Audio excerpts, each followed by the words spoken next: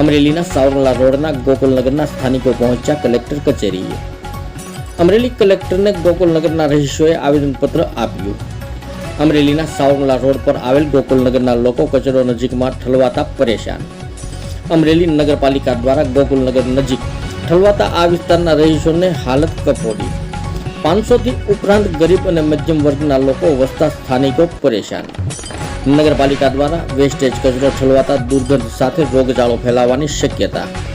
નગરપાલિકા દ્વારા કચરો ઠલવવામાં આવે છે ત્યાં વરસાદ પડતા કચરામાં દુર્ગંધથી લોકો પરેશાન થાય છે।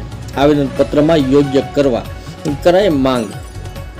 મારું નામ સાગર મેવાડા, અમે અમરેલીના એક વોર્ડ નંબર 11 માંથી આવીએ છીએ અને અમે લોકો કલેક્ટર સાહેબને એક એવું આવેદનપત્ર દેવા આવ્યા હતા કે આ અમરેલી સિટીનો તમામ કચરો અમારા વિસ્તારમાં આવે છે અને ત્યાં બધા નીચલા વર્ગના લોકો રહે છે, નાના માણસો રહે છે, જે રોજનું લઈને રોજ ખાય છે, એવા માણસો ગરીબ માણસો ત્યાં રહે છે અને તમામ કચરો ઘેરવા ફેરવવામાં આવે છે। ત્યાંની સ્મેલ એટલી આવે છે કે ત્યાં અડધી કલાક ઊભું રહેવું હોય ને તો અડધી કલાક ઊભું રહેવાય એવી કોઈ સિચ્યુએશન નથી। આ આવેદનપત્ર અમે 10 વર્ષથી આપીએ છીએ, બહુ ઝાઝા વર્ષ થયા, તેમાં 10 વર્ષથી અમે આવેદનપત્ર આપીએ છીએ અને આનું વહેલી તકે કોઈ પણ કાર્ય કરે સરકાર એની અમે એક મોટી આશા છે કે વહેલી તકે અમે આનો નિર્ણય કરીને તમે ગમે એમ રીતે આમાંનો નિર્ણય કરીને તમે આપો, જેથી કરીને પબ્લિક હેરાન ન થાય। નાના માણસો છે, રોજનું લઈને રોજ ખાય છે, આની પાસે ન આવે તો કોની પાસે આવે? નગરપાલિકામાં જાય તો એ લોકો જવાબ નથી દેતા।